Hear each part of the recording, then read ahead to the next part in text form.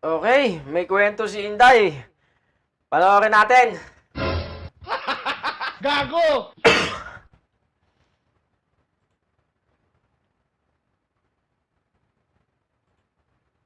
Akong gusto. May acting pa, no? Meron akong mga abogado. Siyempre nagbabayad ako sa kanila for their professional services. Saan galing? Saan galing yung bayad? Saan? Saan? Expertise nila. Yung maghanda Oo. at mag-defend ng impeachment case. So, yun. as a client,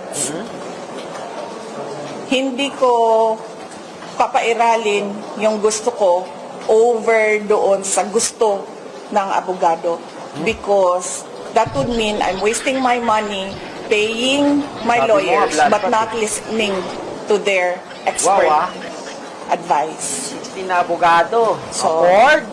Yaman. Gusto ko ng bloodbath. Pero iba ang gusto ng mga experts and sila yung binabayaran ko. Ayaw kong magsunog ng pera para lang hindi makinig sa kanila.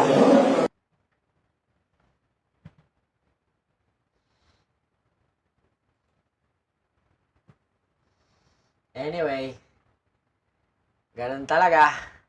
Nakapili ka ng vice president na buang eh. Buang naman talaga yung putang ina.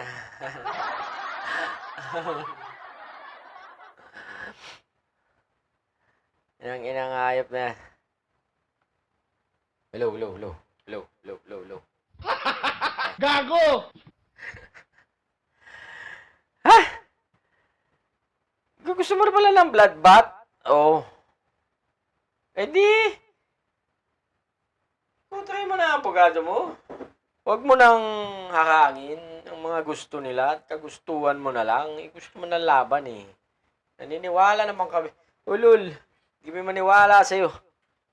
Pinadismiss mo ng padismiss ka ng padismiss. Ulul. So, comment down below kung naniniwala kayo sa kwento ni Inday. Ha? So, ang abogado daw niya,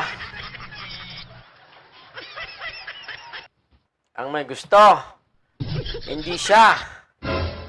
Okay? Eh, intindihin na lang natin. Yun ang gusto eh.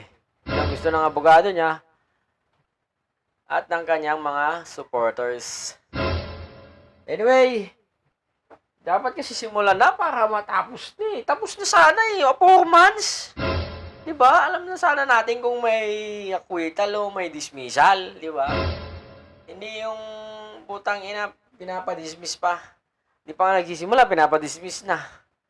Anak ng kagang.